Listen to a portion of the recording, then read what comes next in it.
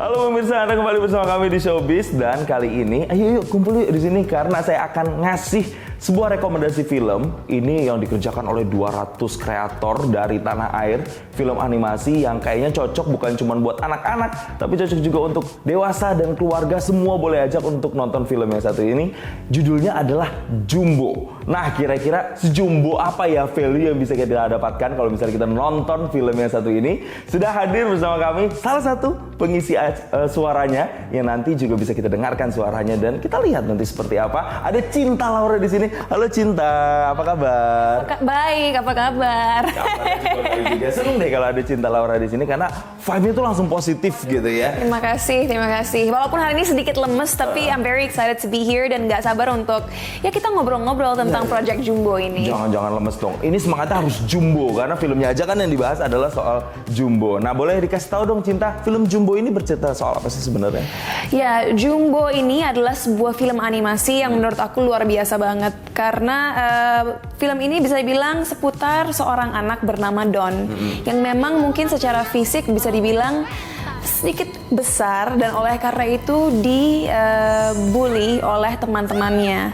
Nah, karena tindakan bullying yang dialami ini, akhirnya dia bertekad untuk mengikuti sebuah bisa dibilang talent show lah di sekolah gitu. Dan pada suatu hari dia menerima buku yang diberikan oleh orang tuanya yang sudah almarhum, sudah meninggal, dan dia terinspirasi. Tiba-tiba imajinasi dia mulai berkembang dan dengan teman-temannya dia bertemu sosok bernama Mary yang dari dunia lain yang minta dibantu untuk mencari orang tuanya.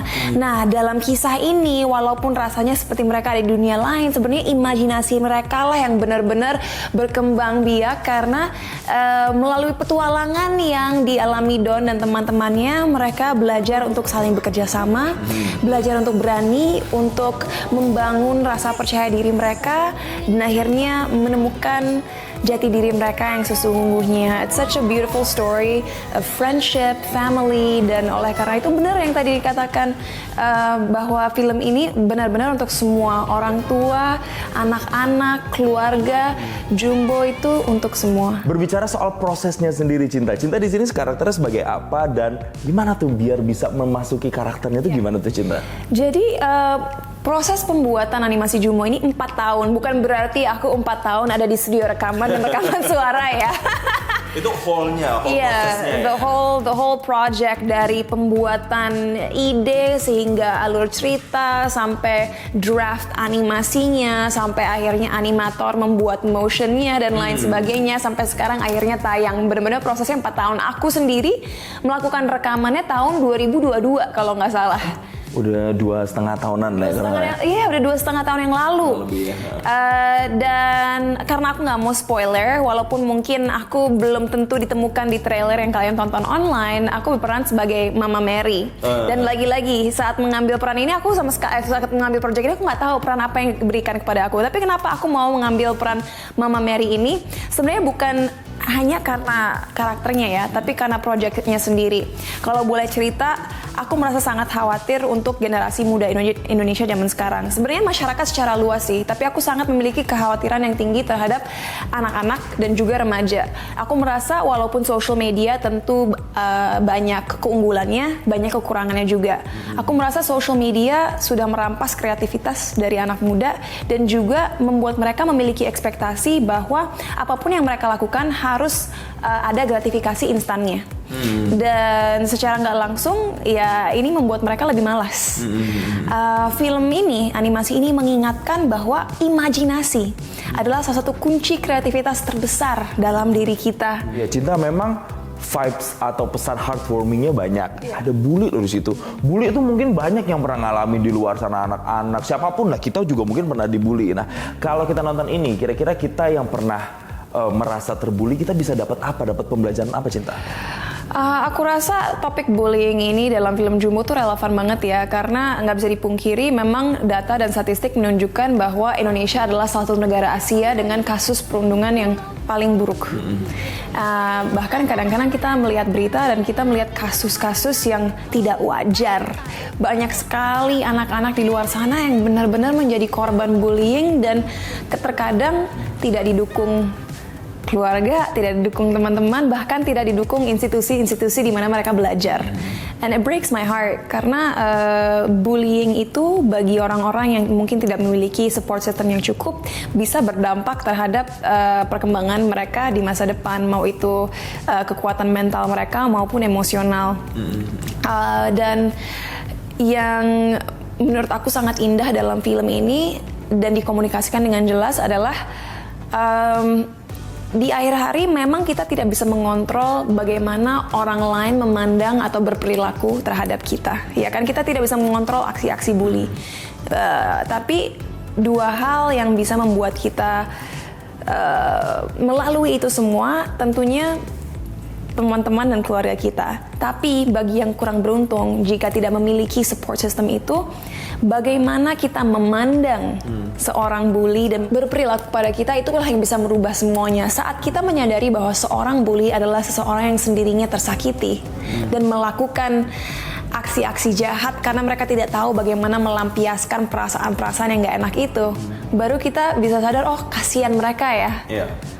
Ternyata karena mereka sendiri yang terpuruk dan sengsara, mereka merasa harus menjahati orang lain agar merasa lebih besar. Itu pertama, saat kita mulai bisa mengasihani bully dan mengerti kenapa mereka melakukan sesuatu, disitulah kita merasa lebih kuat.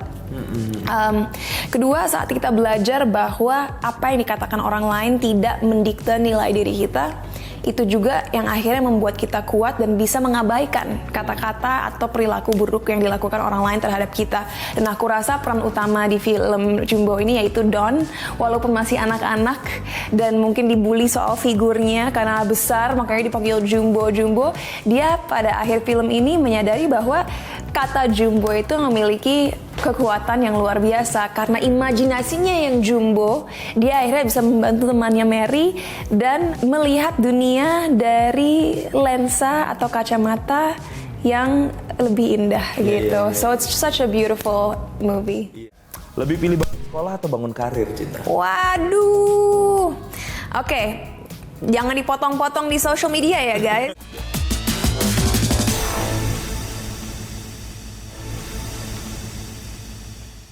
Cinta sendiri di posisi sekarang, masih ada yang suka bully-bully? Terus kalau bully gimana responnya, Cinta?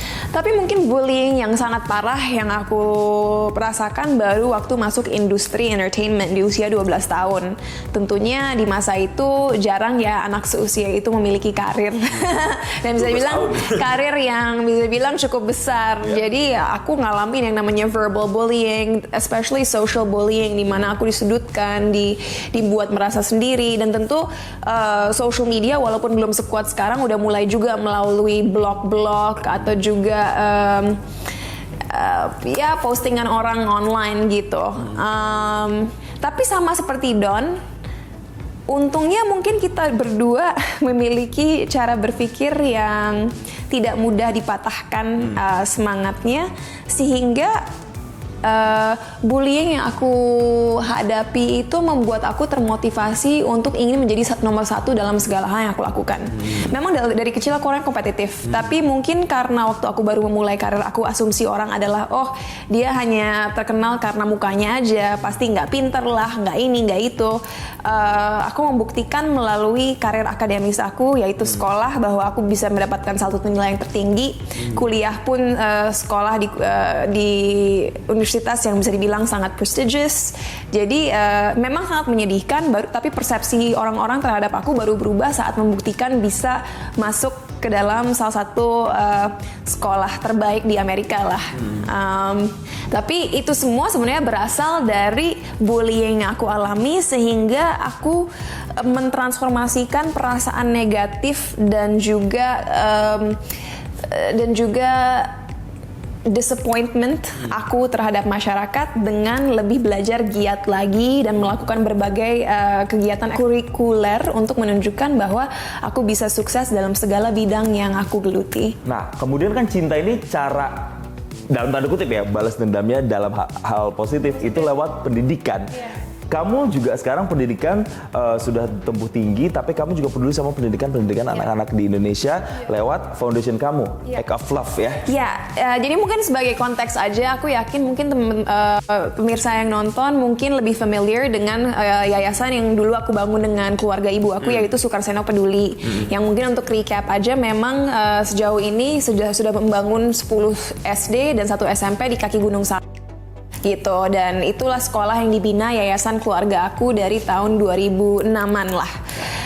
Tapi udah bisa dibilang 2-3 tahun terakhir aku akhirnya membangun yayasan aku sendiri, yaitu Act of Love Foundation, di mana kita memiliki 5 pilar, yaitu infrastruktur pendidikan, beasiswa, workshop kepemimpinan, kesehatan, dan juga fasilitas untuk guru-guru gitu. Karena kita percaya ya untuk bisa mentackle isu-isu pendidikan yang ada di negara ini kan sebenarnya banyak sekali faktor-faktor yang kita harus pelajari dan juga benahi.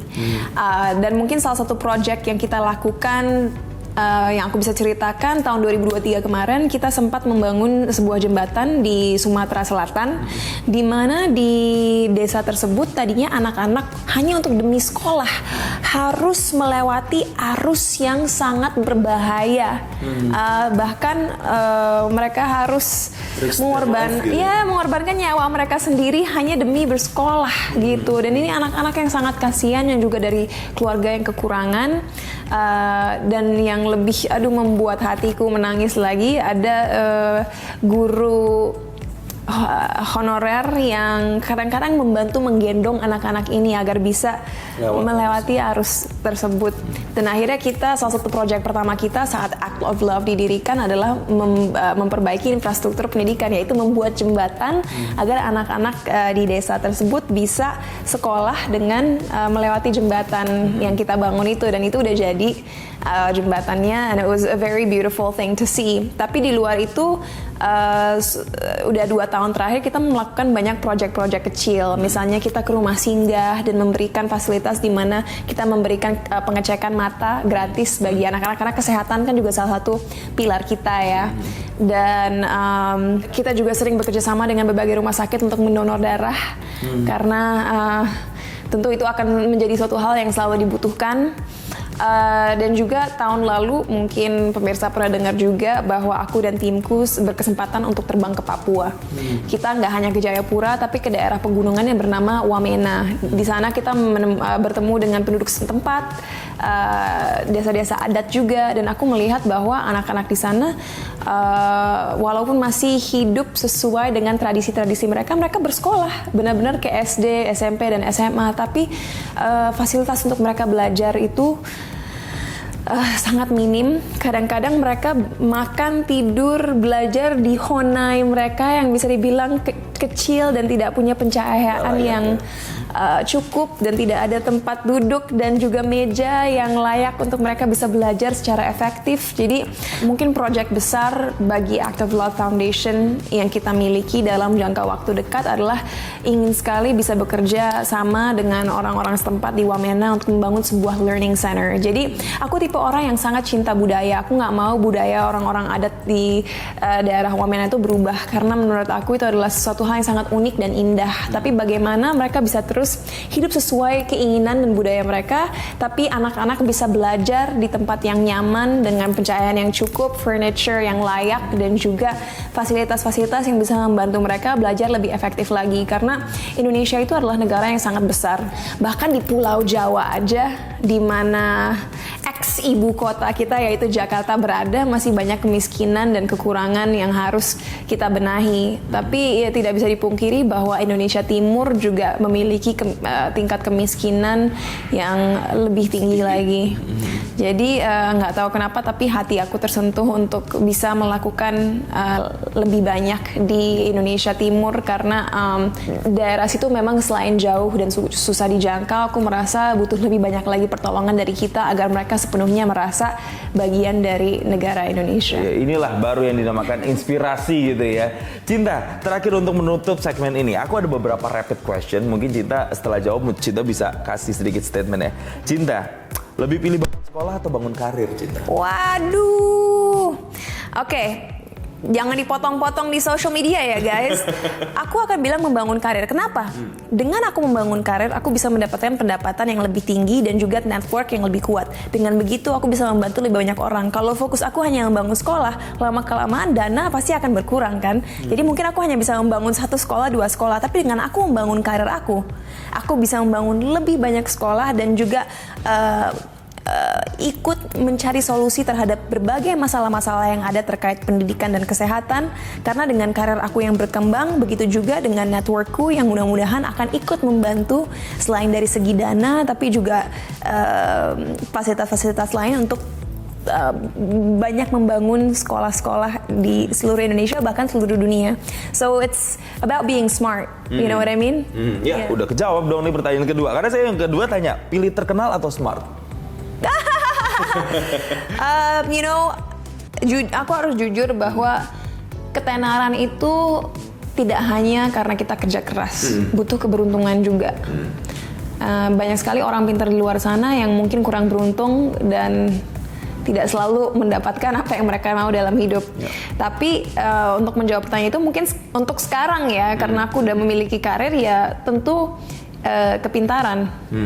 Karena dengan kepintaran kita mau terus belajar dan merubah strategi dan menjadi sosok-sosok yang lebih adaptif agar bisa terus relevan dan mengembangkan apa yang kita bangun. Ya, dan survive juga ya orang pintar ya. Terakhir Cinta, tetap pilih jadi artis atau suatu saat bisa jadi politisi? Wow. Banyak banget orang yang selama ini ngedorong aku untuk masuk politics karena they're like, oh you're smart, bla bla bla. Never say never, karena mungkin cara berpikir aku belum matang aja. Mungkin sekarang belum punya keinginan karena menurut aku bukan suatu hal yang menarik. Tapi bukan berarti di masa depan aku nggak akan merubah pikiran aku. Jadi untuk sekarang aku milih menjadi artis karena aku lebih bebas berekspresi tanpa didikte orang lain harus melakukan atau berbicara apa. So thank you so much Cinta udah berbagi bersama kita di sini. Semoga apa yang sudah dibagikan Cinta di sini ini juga bisa jadi inspirasi juga untuk pemirsa showbiz yang ada di rumah. Dan pemirsa, kami masih akan hadir dengan informasi yang inspiratif pastinya, seinspiratif Cinta Laura usai jeda berikut. Tetaplah bersama kami di Showbiz.